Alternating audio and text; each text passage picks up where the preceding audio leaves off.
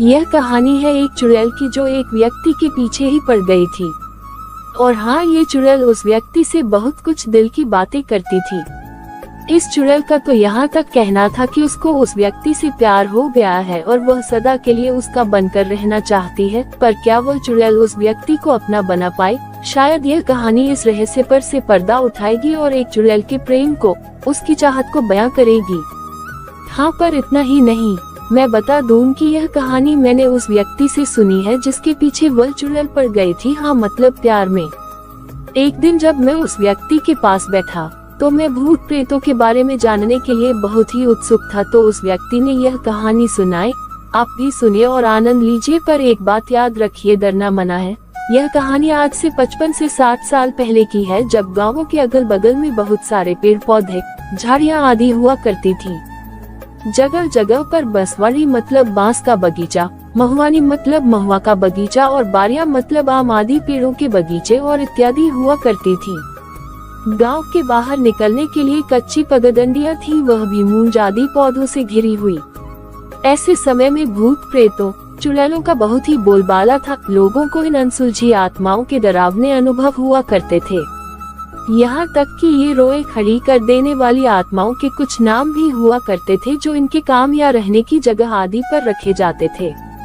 जैसे पंडित जी के श्रीफल पर की चुड़ैल, नेटुआबीर बाबा, बड़की बारी वाला भूत, बसबाड़ी में की चुड़ैल, सारंगी बाबा, रक्तपियनी चुड़ैल, नहाडुबनी चुड़ैल, प्यासन मरी चुड़ैल आदि। तो आइए आप लोगों को उस चुड़ैल से मिलवाता हूँ जो एक आम के बगीचे के कोने में स्थित एक बांस की कोठी यानी एक पास एक में सटे उगे हुए बहुत से बांस में रहती थी। यह कहानी जिस समय की है, उस समय बहेरू बाबा गबरू जवान थे। चिक्का, कबड्डी, दौड़ आदि में बढ़ चढ़ कर हिस्सा लेते थे और हमेशा बाजी मारते थे। अरे भाई, कबड्डी खेलते समय अगर 3-4 लोग भी उन्हें पकड़ लेते थे तो सबको खींचते हुए बिना सांस तोड़े बहेरू बाबा लाइन छू लेते थे। बहेरू बाबा के घर के आगे लगभग 200 मीटर की दूरी पर उनका खुद का एक आम का बगीचा था जिसमें आम के लगभग 15 से 16 पेड़ थे और इस बगीचे के एक कोने में बसवाड़ी भी थी जिसमें बांस की 3-4 कोठियां थी। आम का मौसम था और इस बगीचे के हर पेड़ की डालियां आम से लगकर झुल रही थी। दिन में बहेरू बाबा के घर का कोई व्यक्ति दिन भर इनामों की रखवाली करता था, पर रात को रखवाली करने का जिम्मा बहेरू बाबा का ही था। रात होते ही बहेरू बाबा खाने पीने के बाद अपना बिस्तर और बस खटिया उठाते थे और सोने के लिए इस आम के बगीचे में चले जाते थे। एक रात बहेरू बाबा बगीचे में अपनी बस खटिया पर सोए हुए थे। तभी उनको बसवाड़ी की तरफ कुछ आहट सुनाई दी। बहेरू बाबा तो जग गए, पर खाट पर पड़े पड़े ही अपनी नजर बसवाड़ी की तरफ घुमा दिए। उनको बसवाड़ी के कुछ बांस हिलते हुए नजर आ रहे थे, पर हवा न बहने की वजह से उनको लगा कि कोई जानवर बांसों में घुसकर अपने शरीर को रगड़ रहा होगा और शायद इसकी वजह से ये बांस हिल रहे हैं। इसके बाद बहेरू बाबा उठकर खाट पर ही बैठ गए और अपनी लाठी संभाल लिए। अभी बहेरू बाबा कुछ बोले इसके पहले ही उन्हें बसवाड़ी में से एक औरत निकलती हुई दिखाई दी। उस औरत को देखते ही बहेरू बाबा की सांसें तेज हो गई और वे लगे सोचने की इतनी रात को कोई औरत इस बसवाड़ी में क्या कर रही है, जरूर कुछ गड़बड़ है। अभी वे कुछ सोच ही रहे थे कि वह औरत उनके पास आकर कुछ दूरी पर खड़ी हो गई। बहेरू बाबा तो हक्का बक्का थे, उनके मुंह से आवाज भी नहीं निकल रही थी, पर कैसे भी हिम्मत करके उन्होंने पूछा कि तुम कौन हो और इतनी रात को यहाँ क्यों आई हो। बहेरू बाबा की बात सुनकर वह औरत बहुत जोर से डरावनी हंसी और बोली, औरत हूँ और इसी बसवाड़ी में रहती हूँ। बहुत दिनों से मैं तुमको यहाँ सोते हुए देख रही हूँ और धीरे धीरे मुझे अब तुमसे प्यार हो गया है। मैं सदा तुम्हारी होकर रहना चाहती हूँ। बहेरू बाबा को अब यह समझते देर नहीं लगी कि यह तो वही चुड़ैल है जिसके बारे में लोग बताते हैं कि इस बगीचे में बहुत साल पहले घुमक्कड़ मदारी मतलब जादूगर का परिवार आकर लगभग 3-4 महीने रहा था और एक दिन कुछ लोगों ने उस मदारी परिवार की एक 10 से 11 साल की बालिका को इसी बसवाड़ी में मरे पाया था और मदारी परिवार वहां से अपना बोरिया बिस्तर लेकर नदारद था और वही बालिका चुड़ैल बन गई थी क्योंकि उसकी हत्या गला दबाकर की गई थी। बहेरू बाबा अब धीरे धीरे अपने डर पर काबू पा चुके थे और उस चुड़ैल से बोले कि तुम तुम्हारी मरी हुई आत्मा और मैं जीता जागता, तुम बताओ मैं तुमको कैसे अपना सकता हूँ। बहेरू बाबा की बात सुनकर वह चुड़ैल थोड़ा गुस्से में बोली कि मैं कुछ नहीं जानती, अगर तुम मुझे ठुकराओगे तो मैं तुम्हें मार डालूंगी। तुम्हें हर हालत में मुझे अपनाना ही होगा। अब बहेरू बाबा कुछ बोली तो नहीं, पर धीरे धीरे हनुमान चालीसा पढ़ने लगे।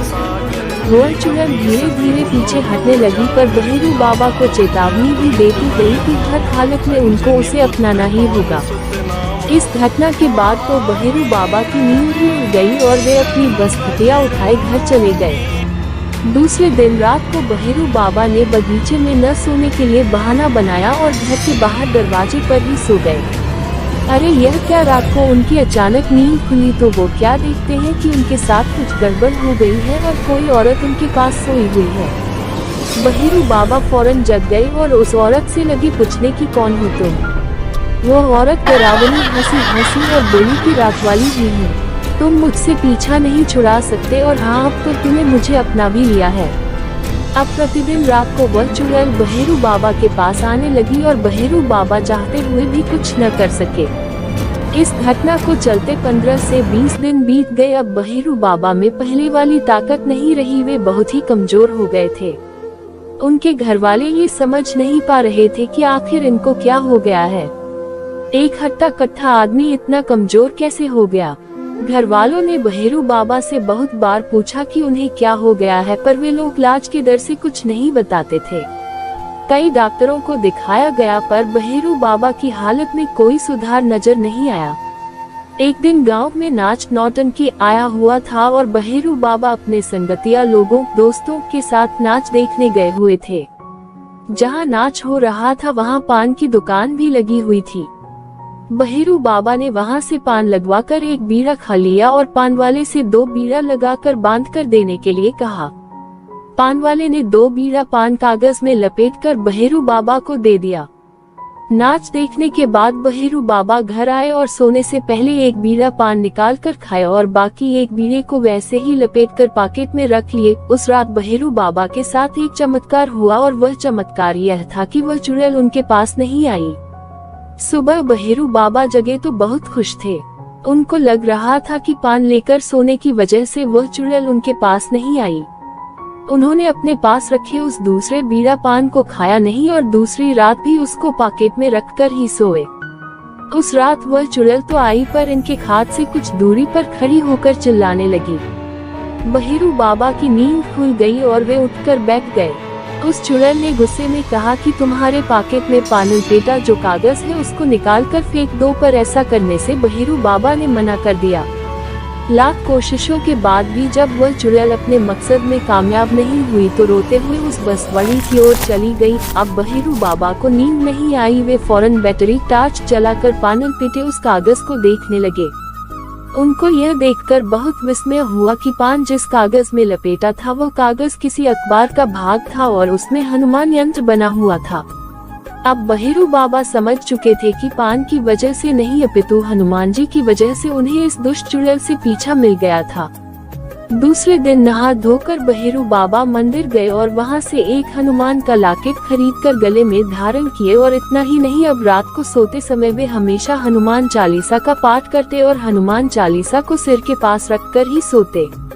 अब बहेरू बाबा फिर से भले चंगे हो गए थे और अब आम के बगीचे में सोना भी शुरू कर दिए थे। हाँ, पर वे जब भी अकेले सुनसान में उस बसवाड़ी की तरफ जाते थे उस चुड़ैल को रोता हुआ ही पाते थे। वह चुड़ैल बहेरू बाबा से अपने प्यार की भीख मांगते हुए गिड़गिड़ाती रहती। जय बजरंग बली। तुलसीदास सदा हरि चेरा, कीजे नाथ हृदय महाडेरा, कीजे नाथ हृदय महाडेरा।